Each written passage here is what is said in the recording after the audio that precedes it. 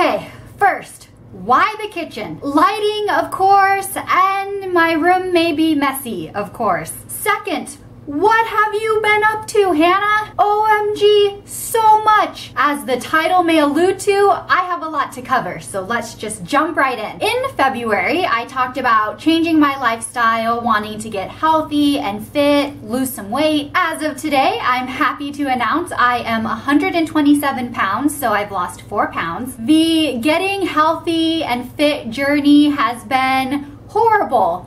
And then better. In March, I got a NutriBullet. Yum. An elliptical. And a bicycle.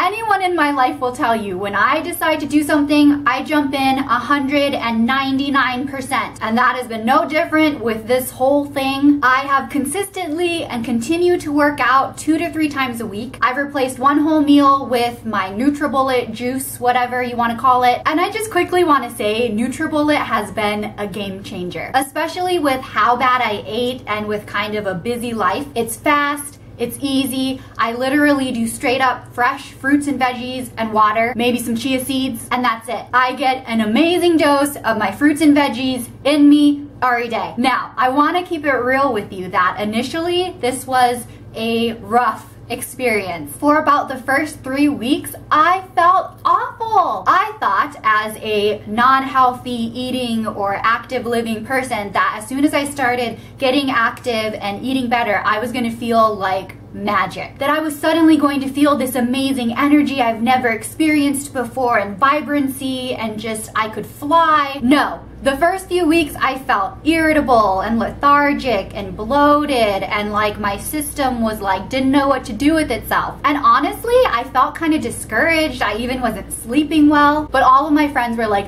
no, you're doing a good job. Keep going, it's gonna get better. About a month in, I felt a noticeable change. I started sleeping good again. I had this sustainable energy. Whereas before, I'd get hyper and then crash and then be moody.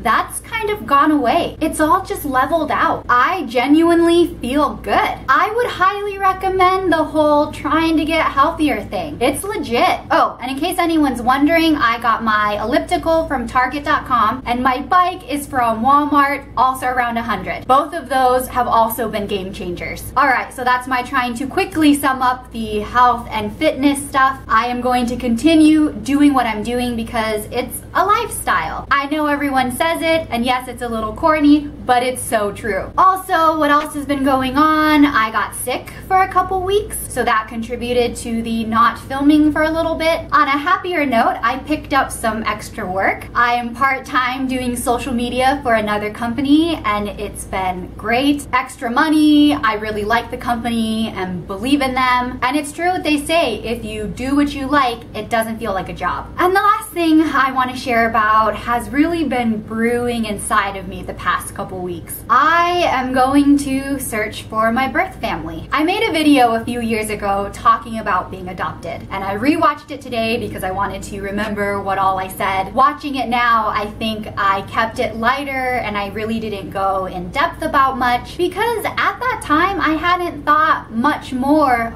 than what I shared in the video. And some things have changed since then. Mainly I formed more of an opinion about it and identified more of how it really affected me and shaped me as a person. One thing that has not changed and will never change is how grateful I am. I am grateful I was adopted and grateful I was able to grow up in America. This is a very abundant country and I am extremely fortunate to have come here. None of that, however, changes my curiosity about my culture or the desire to know where I came from. I've always joked that I have an identity crisis. Growing up with white parents and white relatives, you don't physically relate. And then when you meet other Asian people who know and practice their culture, you may physically relate, but that's about it. And I did feel lost for many years, especially as I got older. Typically in your 20s is when you try to start figuring out who you are and finding yourself. Couple that with not having the basic luxury of, oh yeah, I get that quality from my dad, or that feature comes from my mom. A thing that so many people take for granted, I am extremely envious of. Knowing your lineage and heritage and where you come from can bring a certain level of security. Not always, of course, because people are broken and come from broken homes, but even just lacking being able to identify who you come from can be shaking. I eventually came to a place where I realized I'm American.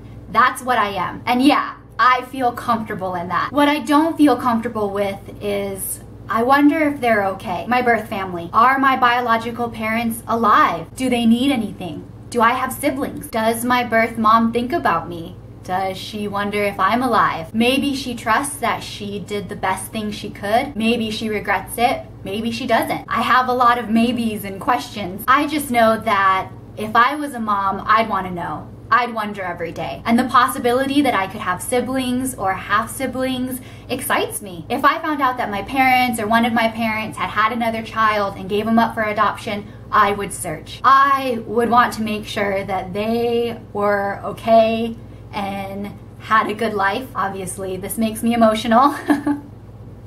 So yeah, this is a new adventure in my life that I feel ready to embark on. I've started doing some research and looking into different groups and organizations that do stuff like this, help adoptees, and I figured since I'm lucky enough to have somewhat of a voice and platform here, that I would start here. Hi, my name is Hannah. I'm searching for my birth family or any helpful information anyone might have. I was born in a province in South Korea called, I believe, Choongchungnam-do or Nam-do. My birth date is October 20th, 1987. My Korean name is Cho Min-sun. I was brought to Eastern Child Welfare Society and later on placed in a foster home. According to my paperwork, my biological mother's name is Deok or Deok. If anyone happens to know anything, if anyone is maybe familiar with the Eastern Child Welfare Society or has been in a similar situation, has tried searching for their birth family or knows someone that has, please share, reach out to me.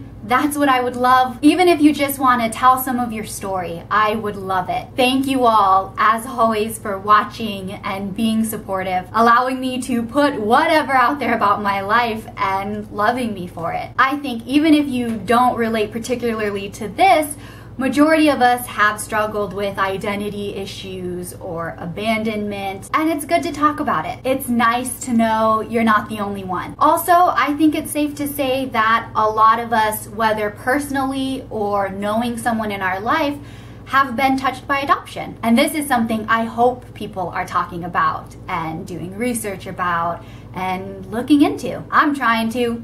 Sitting in my kitchen, talking. I love you guys. I hope you are well. I hope April is good. I'll see you again. Bye.